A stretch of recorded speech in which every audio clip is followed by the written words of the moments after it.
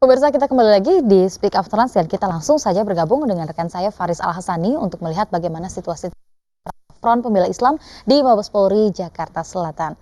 Faris, apakah aksi sudah dilanjutkan kembali? Silakan Faris.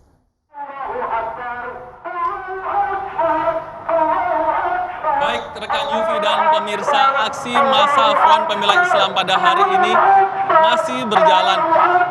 Tapi yang hal terpenting yang dapat saya laporkan bahwa mereka atau perwakilan dari massa Front Pembela Islam siang tadi telah diterima oleh pihak Mabes Polri. Ada sejumlah perwakilan dari Front Pembela Islam yang diterima langsung oleh Kepala Biro Penerangan Masyarakat Polri, Brigadir Jenderal Rikwanto. Mereka menyampaikan dua tuntutan dalam aksi mereka pada hari ini. Tuntutan pertama adalah meminta agar Kapolda Jawa Barat Irjen Pol Anton Carlian dicopot dari jabatannya karena melakukan pembiaran terjadinya aksi penyerangan terhadap massa Front Pembela Islam.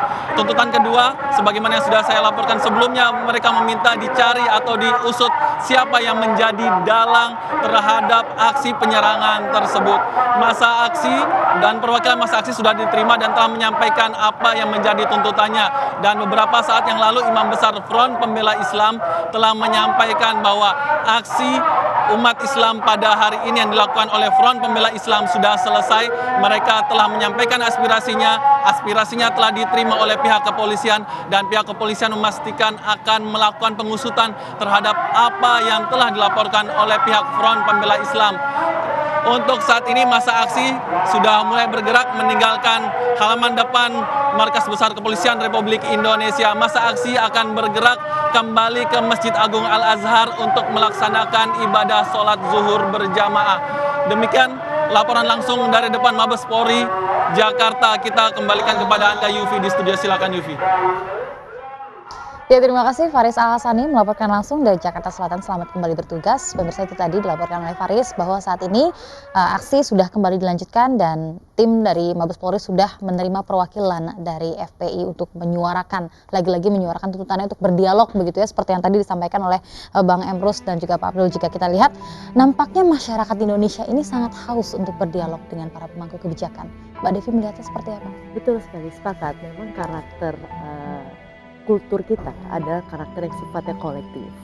Bahkan dalam beberapa studi yang dilakukan, masuk saya sendiri melakukan studi, hal sederhana saja. Mengapa misalnya di Indonesia orang sulit baca? Bukan tidak suka baca, kenapa? Kita lebih mampu, suasana untuk berdialog, berbicara itu akan lebih banyak menyita energi kita dibandingkan masyarakat di luar Asia khususnya yang sifatnya individualistik yang membuat mereka selalu dalam kesendirian. Yang membuat mereka akhirnya lebih kuat membaca, lebih kuat untuk menganalisa, berpikir dan sebagainya. Kalau kita, energi kita itu sangat besar untuk selalu bersama-sama, bertukar pikiran dan sebagainya. Dan itu hal yang positif.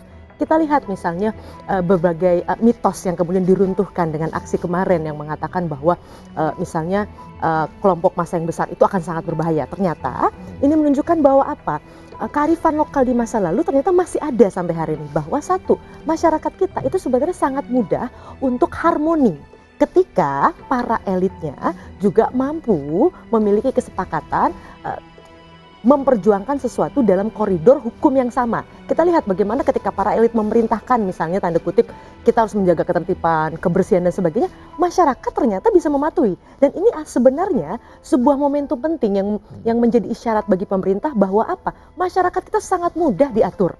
Dan berbagai kebijakan yang ada sebenarnya kalau memang ini bisa dikomunikasikan, tadi poinnya dikomunikasikan dengan sangat baik, rakyat akan dengan mudah mendukung ramai-ramai apapun itu kebijakannya. Nah, memang betul saya melihat bahwa aksi ini bukan hanya sekedar aksi, ada yang sebagian menilai, kalau kita lihat berita-berita di media asing misalnya menilai bahwa ini adalah sebuah setback bagi demokrasi Indonesia. Saya tidak melihatnya demikian. Memang ini juga bisa dimaknai sebagai makna simbolik. Ada hal-hal yang tadi yang seperti disampaikan oleh beliau yang perlu diluapkan. Ekspresi ini perlu katarsis. Jadi mereka perlu ruang yang mungkin selama ini ketika bicara harga, oke, persoalan ekonomi ada, tapi memang harganya belum begitu ekstrim misalnya, sehingga tidak mampu mendorong rakyat untuk harus turun ke jalan, begitu kan? Alhamdulillah pemerintah juga dengan cepat meresponnya.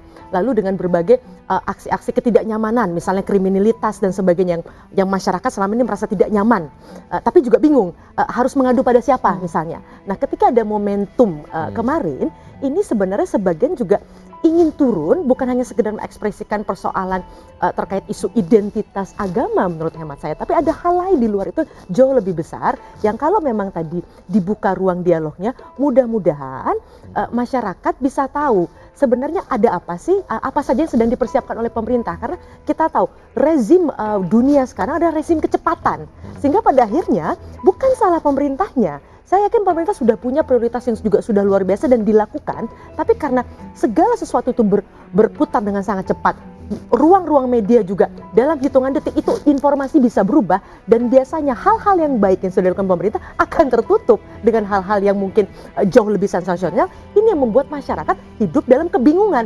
Sebenarnya pemerintah sudah ada belum buat kami?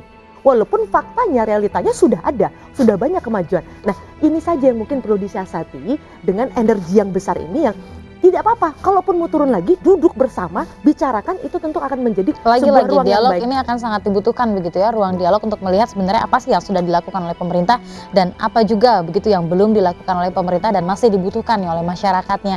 Nah, jika kita lihat ada tentunya dampak begitu ya, ketika masyarakat banyak sekali yang turun sampai jutaan orang turun, ini bisa merubah kebijakan-kebijakan dari pemerintah.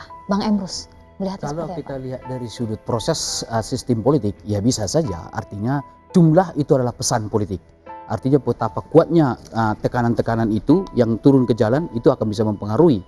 Saya kira apakah itu perlu penelitian lebih dalam. Tetapi ketika demonstrasi kemarin yang pertama sekali, Joko Widodo langsung merespon kan bahwa akan diproses secara cepat, transparan dan lain-lain sebagainya tentang penistaan agama itu. Apakah itu karena itu? Ya perlu penelitian. Tetapi secara akal sehat kita mengatakan bahwa memang ada pengaruhnya. Jadi karena jumlah itu adalah suatu pesan politik juga.